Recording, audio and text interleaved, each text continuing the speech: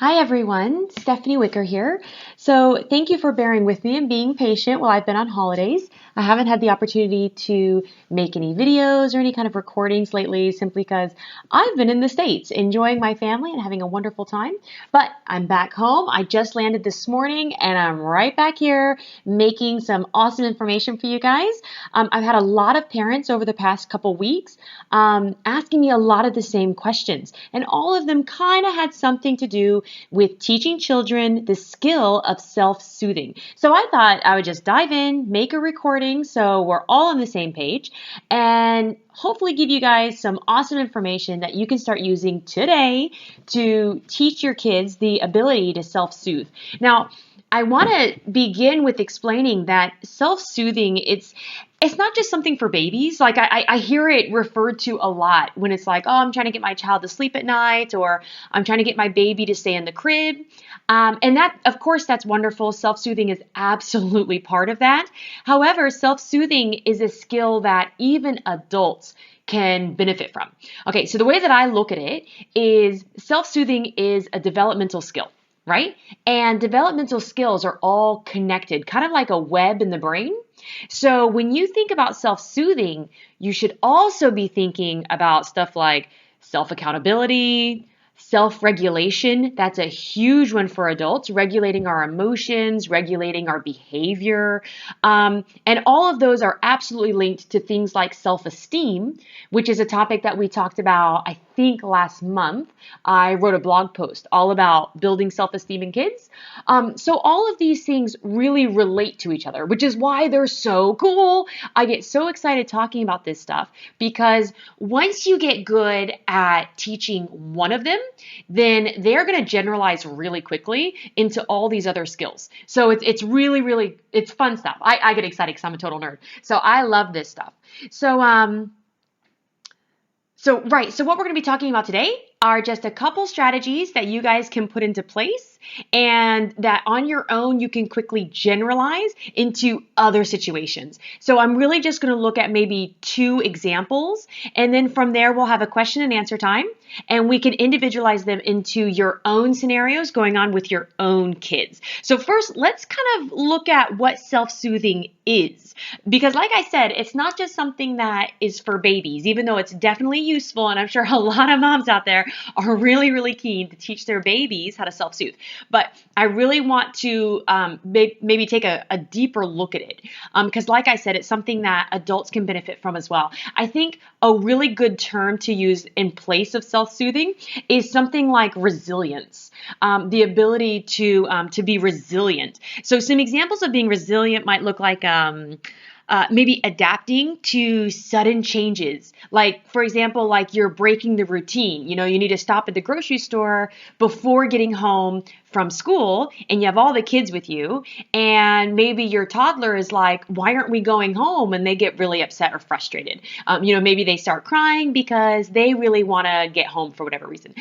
Being able to adapt to a change in a routine is an incredibly useful skill to have. Also, something like maybe going to a new restaurant or a new house that they've never been to. You want your kids to be able to feel comfortable in that environment and not feel really overwhelmed. So those are 2 quick examples of how to basically adapt, I guess, with sudden changes. Another example of resilience or self-soothing would be the ability to cope with hearing no or wait your turn or not now, or you need to do this first.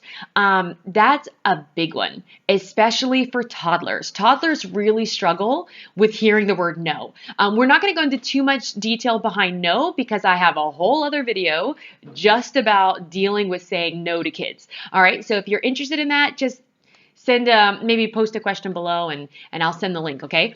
But anyway, so definitely coping with no is a big one. Another one might be something like adjusting to somebody else's needs. So maybe they're playing with their friends and their friends want to turn with something and they don't want to share, maybe something like that. Or maybe you're on the phone and they need to wait their turn to talk to mommy while mommy's on the phone, but they don't really understand that you have needs as well and your needs need to be met. So definitely dealing with somebody else's or coping with somebody else's needs, I guess.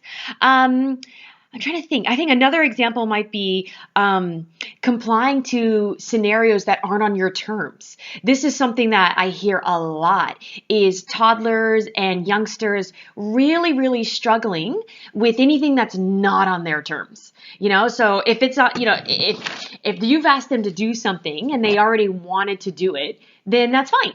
No problem. But as soon as it's like, no, I want to do this and you're asking me to do that, then it becomes like a real challenge. So definitely adapting to doing things on somebody else's terms would be a great skill to teach kids. So why does this even matter? Why do we care about teaching kids to be more resilient? I think that it makes life easier. And I know that might sound a bit selfish, but it's true. Like, how much easier would, creating relationships with other people, how much easier would it be just having a bond with your child because they're so adaptive to your needs, and vice versa, because when we teach them self-soothing, we have to model it, right? So we're going to be the same way, and we're going to be resilient as well to their needs. I think that it's just beneficial for both sides of a relationship. It's also great between siblings. So imagine knowing that when you're not in the room, that your kids are going to problem solve together. Instead of like fighting and screaming and pulling each other's hair out, they're actually going to have a conversation, and they're going to be much more adaptive to one another's needs because you've already been proactive and you've taught them how to do so. So endless advantages to teaching this. Never mind the fact that it prepares them for preschool. It prepares them for school in the future when they go to kindergarten, first grade, second grade. These are things that resilience is huge. It's in the classroom, dealing with transitioning into maybe a subject that they don't care about, that it really loses their interest and they really don't want to do it. Also, it's great for being on the playground and playing with other kids, because a lot of the times we do need to adapt to our environment, which can be really hard for young kids who have been, especially if they're an only child or something along those lines, where maybe things have been anticipated for them and kind of, I don't know, like maybe they've been catered to a little bit, so it's a bit harder for them to adjust. So this is really helpful for school-age kids as well, or adjusting into school during that transitional period. And it also helps them be prepared for challenges in their future life, like getting a bad grade or hearing no after an interview, because we all know how hard those things can be. But when you give them the ability to self-soothe, especially from a very young age, it gives them practice. So they've been practicing this skill for years by the time they experience something that can actually be really, really challenging. I think back to when I was a kid and how I would have really appreciated having this skill, because even as adults, like even as an adult now, I still really struggle with, letting somebody else down, or sometimes I struggle with doing things that aren't on my terms, just being honest. Self-regulation, all of those things are still challenging, even as a 33-year-old woman. So I can imagine that they're really hard for a 3-year-old. So that's what we're going to be talking about, is how to introduce these things. So earlier I was saying that we kind of get into this habit of anticipating our child's needs and kind of maybe catering to it a little bit, is what I said. But what happens is when we don't think about the long-term result and we kind of just focus on, like the short-term ease of the moment, like how to make this moment easier. I hate seeing my child cry, or I really don't want him to have a tantrum, so I'm just going to avoid it. Look, sometimes those things, of course, are necessary. Absolutely. We cannot respond to every single tantrum the ideal way, right? It's just not realistic. There are going to be times where we have to give in, of course. And I recognize that.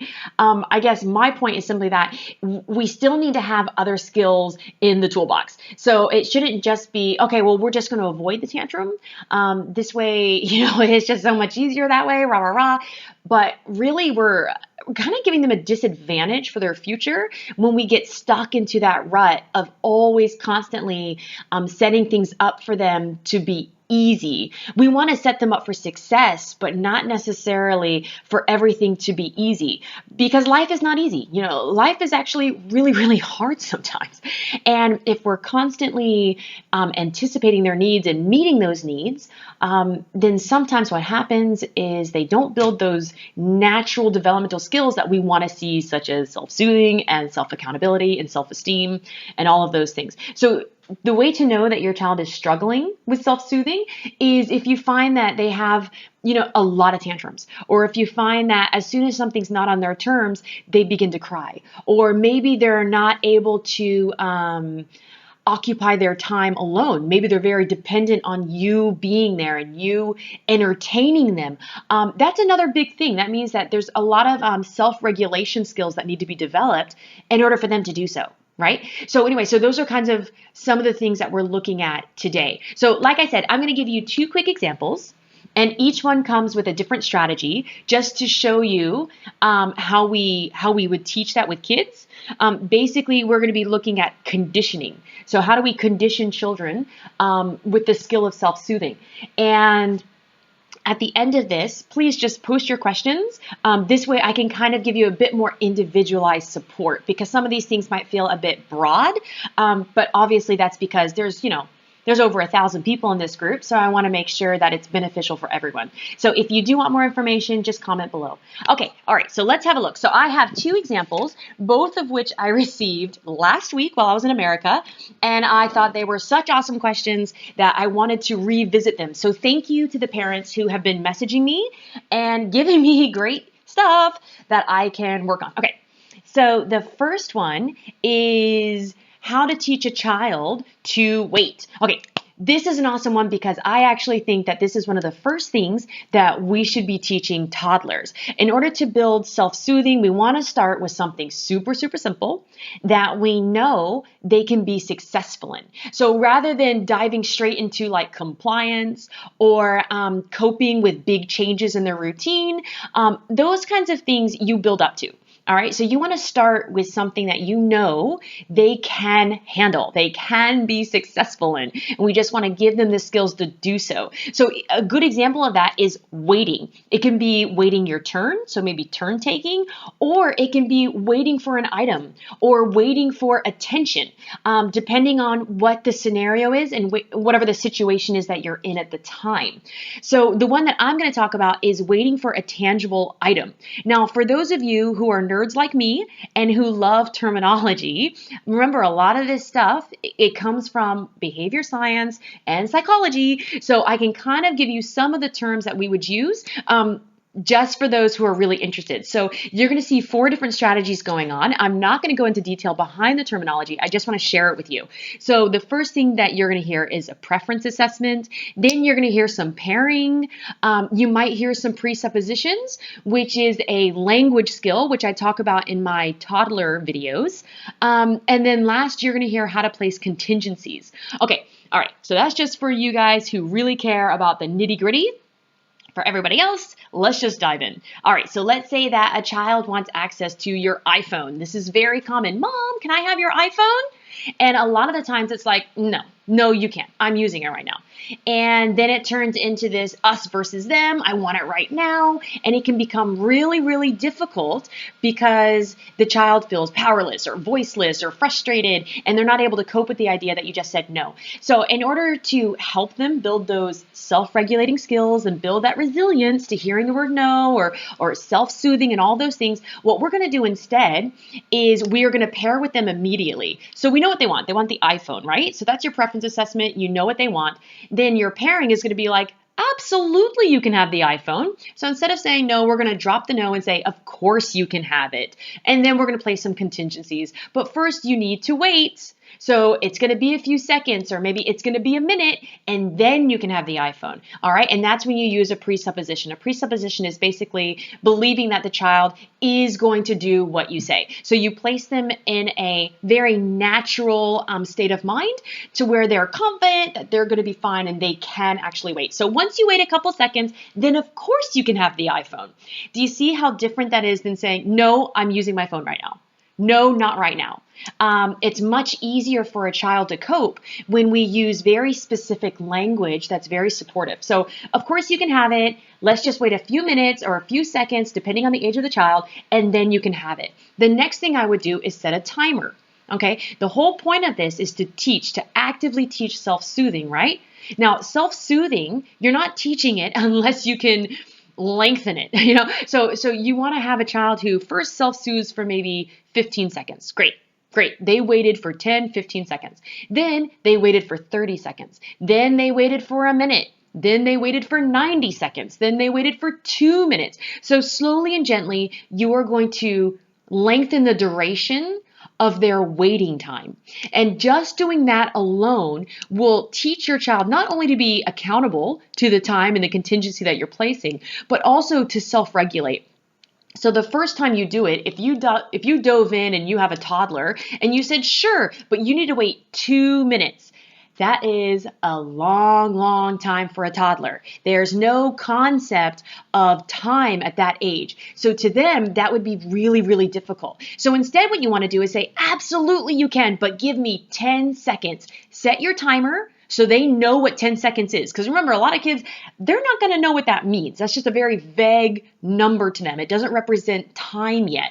So set your timer for 10 seconds. Let them watch the countdown. You can even say it out loud. 10, 9, 8, 7, something silly, something fun, just so their attention is now on the countdown and less on the fact that they're not getting what they want.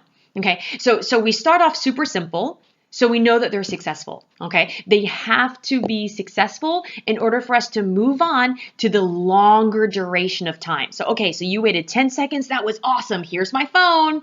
And then they can have the phone for 30 seconds or a minute. And then you take it back again. Oh, Mom, I want the phone again. Okay, but this time we're going to wait 30 seconds. Oh, my goodness, let's see if you can do it. And it's got to be really exciting, really motivating, but still lengthening that duration gently for them, okay? So then set your timer again. 30 seconds this time. Oh, you are the coolest kid. Look at you waiting so nicely.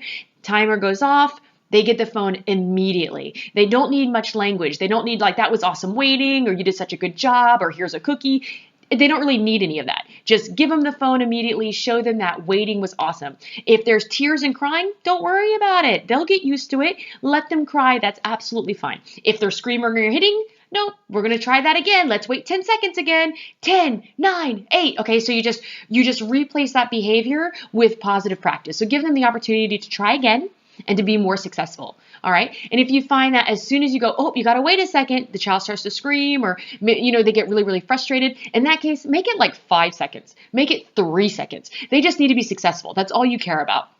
So crying is absolutely fine. But if they're screaming and hitting, then oops, no, let's try that again. You ready? 3, 2, 1, here you go. And then you slowly start to lengthen the duration. Okay, you did it 3 seconds, now 5, now 10. All right, now hopefully I'm making the point. I think I'm going probably a little too much into detail, but the reason I am is because a lot of the parents that were talking to me have very young toddlers who have a really hard time coping with things. So I want to give you guys especially this tip because it will change your life when your child starts to self-regulate those big emotions that they feel when they're told they need to wait their turn. Okay, so that's pretty much it for waiting their turn. The next thing that I want to look at, this question I received also last week, and I thought it was absolutely wonderful. And it was, how do I get my toddler to stay with me, to walk next to me when I go shopping? He's very independent. He always wants to walk on his own, and sometimes he runs away, and it's just really, really dangerous. This is an excellent question, and I find that it's not just toddler parents who ask me this. I hear it a lot from 4- and 5-year-olds as well. So, awesome question. Once again, we are going to look at conditioning. So in order to condition the child to stay near you, so there's a lot of things going on. The child feels maybe like, maybe they're powerless. Maybe they just want to be more independent. They feel self-pride and self-esteem when they can walk on their own. And maybe what's happening is, oh, you're walking all by yourself. What a good job. Oh no, you're walking into traffic. All right. So it becomes very reactive and we start to follow them and chase them down.